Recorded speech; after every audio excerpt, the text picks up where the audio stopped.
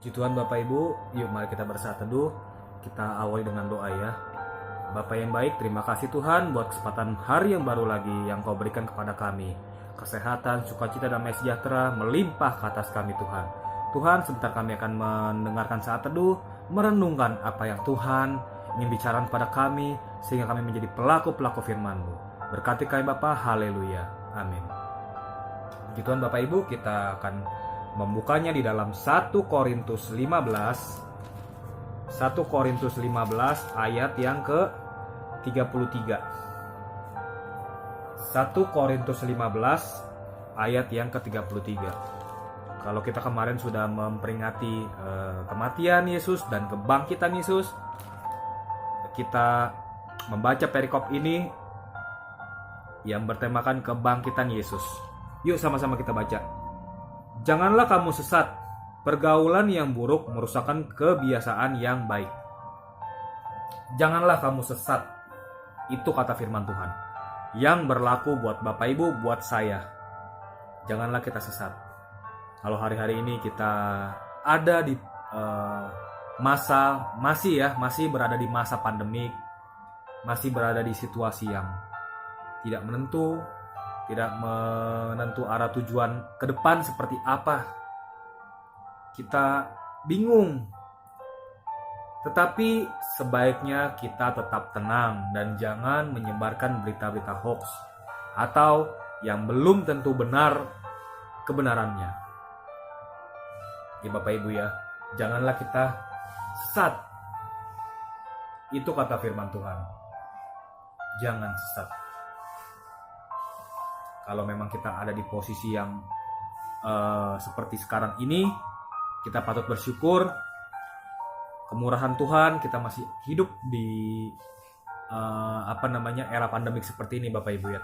Makanya tetap terus patuhi protokol kesehatan. Patuhi apa yang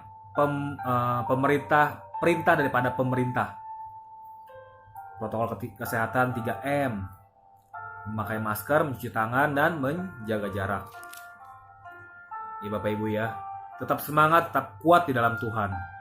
Kalaupun memang ada tidak ada keperluan penting sekali, nggak usah keluar. Ya, kalaupun nggak ada hal yang urgent, sebaiknya di rumah saja. Ikuti aja apa kata pemerintah. Sebab saya yakin dan percaya itu semua memang sudah dikaji. Pemerintah sudah berpikir panjang, sudah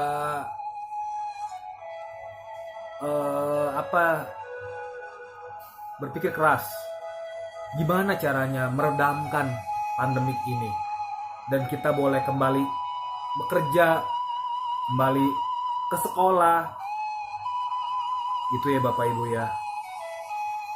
Yang penting jangan sesat dan jangan menyesatkan orang. Kalau kita perintah ini memang benar-benar keras. Memang kita kadang-kadang ada di posisi seperti itu dan saya juga sama. Kadang-kadang saya ada di posisi yang pergaulan buruk, tetapi saya ada di posisi seperti itu. Posisi di mana kita sedang ada di lingkungan yang buruk. Entah itu ada minuman di sana, minuman keras, entah itu di sana ada rokok, entah itu di sana ada narkoba. Tetapi kita bagaimana? Kita tidak susah mengatasinya. Masa ya kita blek-blekan. Mas jangan rokok mas. Oh ini hak saya bla bla bla bla. Wah kita akan bisa perang mulut. Tetapi kita dapat bisa mencegahnya, mundur teratur, mundur pelan-pelan. Kalau di bisnis kita ada yang seperti itu, di teman sekolah kita ada yang seperti itu, kita boleh mundur pelan-pelan, mundur teratur. Kalau misalnya di pergaulan yang mengharuskan harus masuk ke situ, mundur teratur. Kalaupun mereka bully, ya udah, kita berdoa minta pertolongan Tuhan. Saya mengalaminya Bapak Ibu. Ini kesaksian saya. 6 tahun saya bersekolah biasa ya. Sekolah biasa saya harus berada di lingkungan seperti itu. Dibully gak? Dibully saya. Jujur, saya harus mendapatkan hal yang diuji terus sama Tuhan. Tapi itu bukan menjadi kita kendor, tapi menjadi kita kuat. Pengalaman itulah yang lagi-lagi mengajarkan saya untuk supaya jadi kuat. Gitu Bapak Ibu. Janganlah kamu saat pergaulan yang buruk merusakkan kebiasaan baik. Kita sudah terbiasa dengan hal-hal yang baik, diajar sama orang tua yang baik pastinya.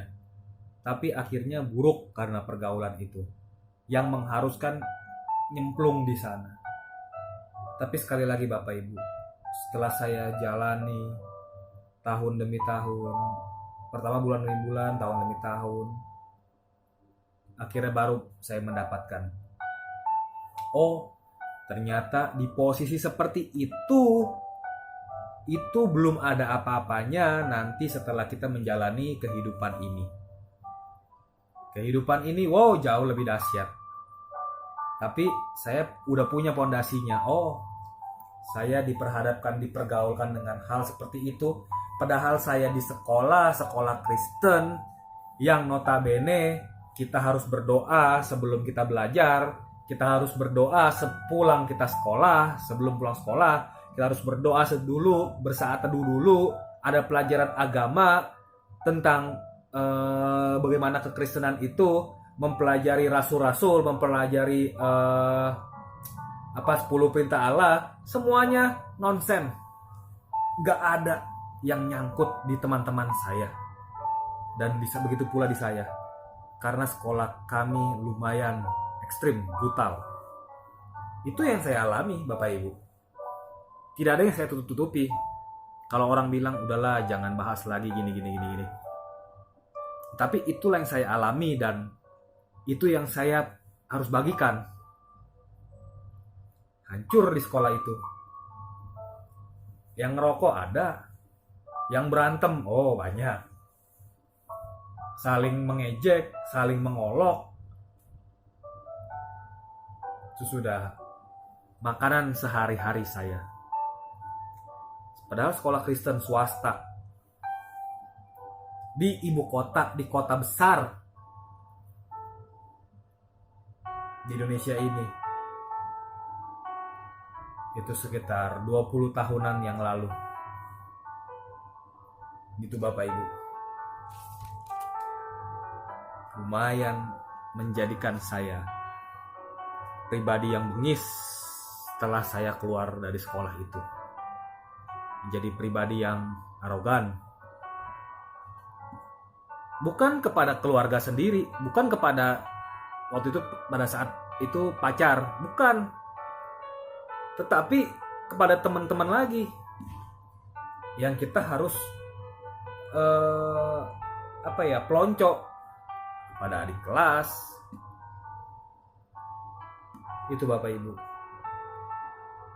Tapi di sini saya mau mengambil kesimpulan.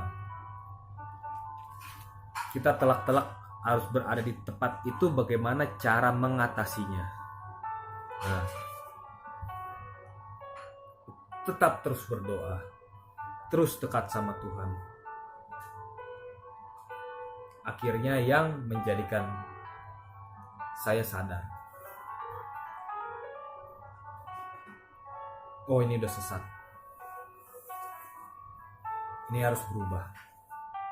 Dan puji Tuhan, seiring berjalannya waktu, saya selesai dari sekolah itu, melanjut ke jenjang berikutnya.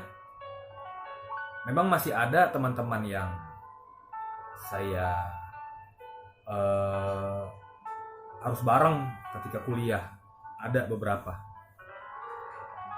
Dan kejadian itu dan pembullying itu dan nakal-nakalnya itu masih tetap ada. Tapi lambat tahun saya memisahkan diri. Sadar akan ketidakbenaran itu. Rintangan pasti ada. Rintangan kita pasti lalui. Namanya hidup, pasti ada rintangan. Tapi gimana cara kita menyikapinya, bagaimana cara kita menyelesaikannya menjadi umat menang. Memang proses itu bukan sehari, 2 hari, 3 hari, setahun, 2 tahun, bukan. Tapi harus terus, baru kita bisa menang, Bapak Ibu. Itulah pembelajarannya.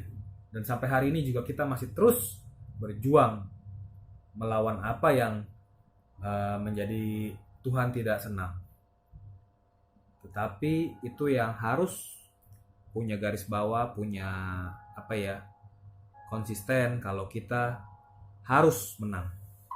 Itu Bapak Ibu. Tetap terus semangat ya, berjuang. Apalagi di era-era pandemik ini, balik lagi, kita harus tetap menang. Jangan kalah terhadap yang bukan Tuhan punya senang. Tuhan Bapak Ibu,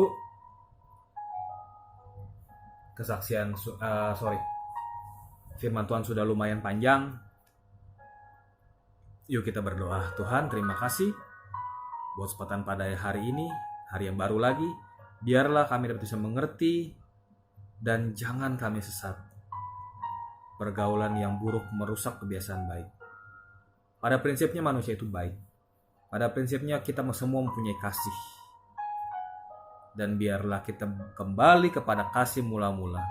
Kasih Kristus itu menerangi kita, menerangi kami dan Bapak Ibu Saudara yang sudah menonton. Terima kasih Tuhan Yesus. Dalam nama Tuhan Yesus, haleluya. Amin. Puji Tuhan Bapak Ibu, tetap semangat. Tuhan Yesus memberkati.